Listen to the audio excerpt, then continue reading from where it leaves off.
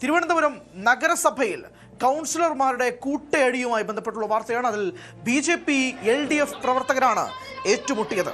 കാപ്പ കേസിൽ ഉൾപ്പെട്ട BJP councillor സുഗതന്റെ സത്യപ്രതിജ്ഞയ്ക്കായി council യോഗം നീട്ടിക്കൊണ്ടുപോകുന്നുവെന്ന് ആരോപിച്ച് LDF നടത്തിയ സമരമാണ് സംഘർഷത്തിൽ കലാശിച്ചത്.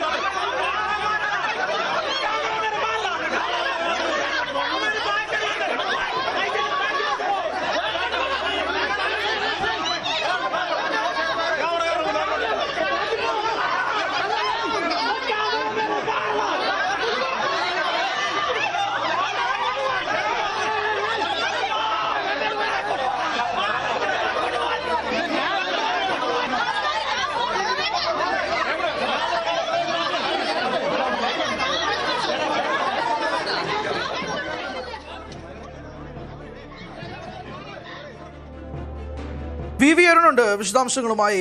അരുൺ, ഈ ഓഫീസ് ഉപരോധം സംഘർഷത്തിലേക്ക് കലാശിക്കുന്ന നാടകീയമായ സംഭവ വികാസങ്ങൾ നമ്മൾ കണ്ടു. മേയർക്കും ഇടതുപക്ഷത്തെ കൗൺസിലർക്കും BJP ഒരു കൗൺസിലർക്കും പരിക്കേറ്റതുമായിട്ടുള്ള സാഹചര്യങ്ങളിലേക്ക് നീങ്ങി. ഇപ്പോഴും അവിടെ കനത്ത സുരക്ഷ പുറത്ത് തുടരുന്നുണ്ടോ? ഇവരുടെ ആരോഗ്യവുമായി ബന്ധപ്പെട്ടുള്ള എന്തെങ്കിലും അപ്ഡേറ്റ് ലഭിക്കുന്നുണ്ടോ? ഹരി, BJPയുടെ വാഴൂട്ടുകോണം കൗൺസിലർ സുഗതൻ കാപ്പ കേസിൽ ജയിലിലാണ്.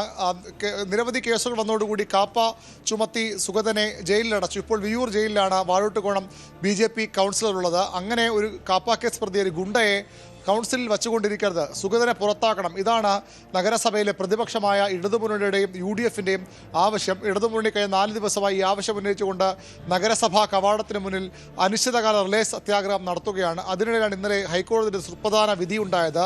20 BJP കൗൺസിലർമാർ സത്യപ്രതിജ്ഞ ചെയ്തത്, അവർ അധികാരമേറ്റത് ചട്ടപ്രകാരമല്ല. ഭാരതമാതാവിൻ്റെയും ബലിദാനികളുടെയും നാരായണ ഗുരുവിൻ്റെയും ആറ്റുകാലമ്മയുടെയും തുടങ്ങി കുടുംബ പരദേവതകളുടെ പേരിൽ പോലും സത്യവാചകം ചൊല്ലിയാണ് പല കൗൺസിലർമാരും അധികാരമേറ്റെടുത്തത്. ഇത് ചട്ടവിരുദ്ധമാണ്. ഇവരുടെ സത്യപ്രതിജ്ഞ റദ്ദ് ചെയ്യണമെന്ന് ആവശ്യപ്പെട്ടുകൊണ്ടാണ് CPMൻ്റെ നഗരസഭയിലെ നേതാവ് SP ദീപക് ഹൈക്കോടതിയെ സമീപിച്ചത്. അത് നേരത്തെ മേയർ തെരഞ്ഞെടുപ്പിന് മുമ്പ് തന്നെ നടപടി വേണമെന്ന് ആവശ്യപ്പെട്ടുള്ള ഹർജിയായിരുന്നു. പക്ഷേ ഇന്നലെ അതിൽ വിധി വന്നു. ഈ 20 കൗൺസിലർമാരും ചട്ടം ലംഘിച്ചു, ഇവരുടെ സത്യപ്രതിജ്ഞ റദ്ദു ചെയ്യുകയാണ് എന്ന് പറഞ്ഞുകൊണ്ട് ഹൈക്കോടതി ഉത്തരവുണ്ടായി. അതിനു പിന്നാലെ വളരെ പെട്ടെന്ന് ഇന്നലെ രാവിലെയോടുകൂടി വിധി വരുന്നു. വൈകുന്നേരം 4:30 കൗൺസിൽ ഹാളിലാണ് സാധാരണ സത്യപ്രതിജ്ഞ നടക്കേണ്ടത്. പക്ഷേ അതിനു പകരം മേയറുടെ കോൺഫറൻസ് ഹാളിൽ പെട്ടെന്ന് സത്യപ്രതിജ്ഞ നടത്തുകയായിരുന്നു. നഗരസഭാ സെക്രട്ടറി മാത്രം പങ്കെടുത്തുകൊണ്ട് സത്യപ്രതിജ്ഞ.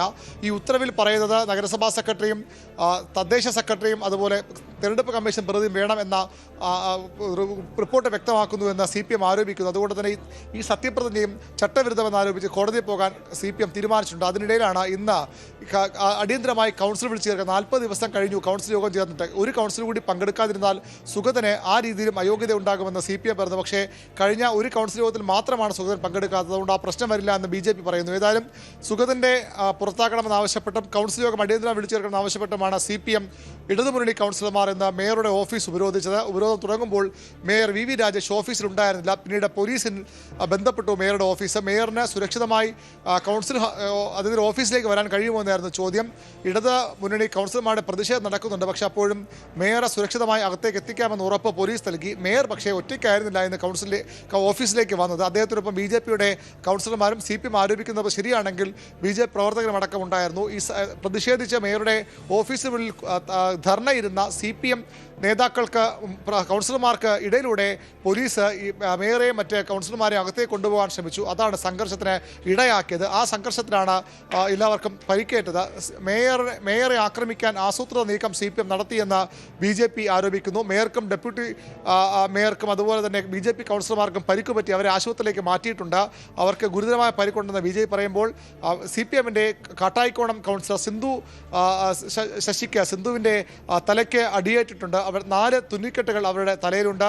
മെഡിക്കൽ കോളേജ് കൗൺസിലർ സിന്ധു, അതുപോലെ തന്നെ അണമുഖം കൗൺസിലർ എന്നിവർക്കും പരിക്കേറ്റിട്ടുണ്ട്.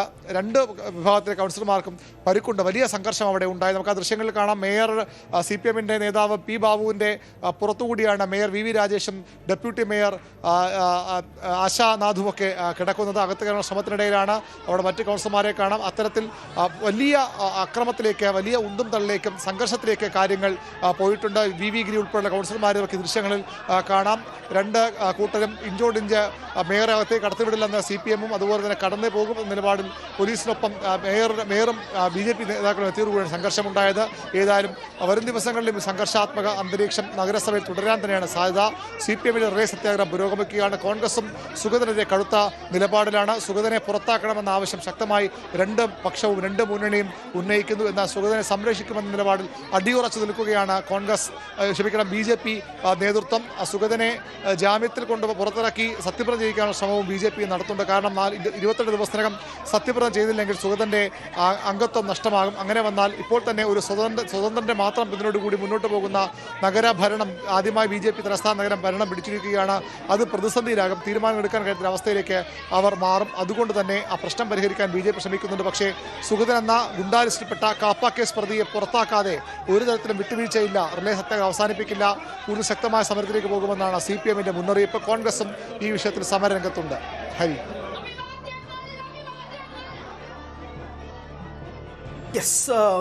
കാപ്പ കേസ് പ്രതിയായ സുഗതനെ പുറത്താക്കണമെന്ന ആവശ്യം CPM-ഉം കോൺഗ്രസും ഉന്നയിക്കുമ്പോൾ ജാമ്യത്തിലൂടെ സുഗതനെ ഇറക്കി സത്യപ്രതിജ്ഞ ചെയ്യിക്കാനുള്ള നടപടിയിലേക്കാണ് BJP-യും ശ്രമിക്കുന്നത്. പക്ഷേ അതിനിടയിലാണ് മേയറും ഡെപ്യൂട്ടി മേയറും ഓഫീസിലേക്ക് പ്രവേശിക്കുന്നതിനിടയിൽ ഉന്തും തള്ളുമായി മാറുന്നത്. ഉപരോധം കയ്യാങ്കളിയിലേക്ക് എത്തുന്ന ഒരു സാഹചര്യത്തിലേക്കും നീങ്ങിയത്. എന്തായാലും മേയർക്കുൾപ്പെടെ കൗൺസിലർമാർക്കുൾപ്പെടെ പരിക്കേറ്റ് നിൽക്കുന്ന ഒരു സാഹചര്യത്തിലേക്കുമാണ് നീങ്ങുന്നത്. വരും ദിവസങ്ങളിലും ശക്തമായ പരിപാടികൾ, ശക്തമായ ഉപരോധങ്ങൾ ഇടതുപക്ഷത്തിൻ്റെ ഭാഗത്തു നിന്നും കോൺഗ്രസിൻ്റെ ഭാഗത്തു നിന്നും ഉണ്ടാകും എന്നതിലും തർക്കമില്ല. ഇടവേളയിലേക്ക് പോകുന്നു, മടങ്ങിയെത്താം. കൂടുതൽ വാർത്തകൾക്ക് News 18 Keralam YouTube channel subscribe ചെയ്യുക.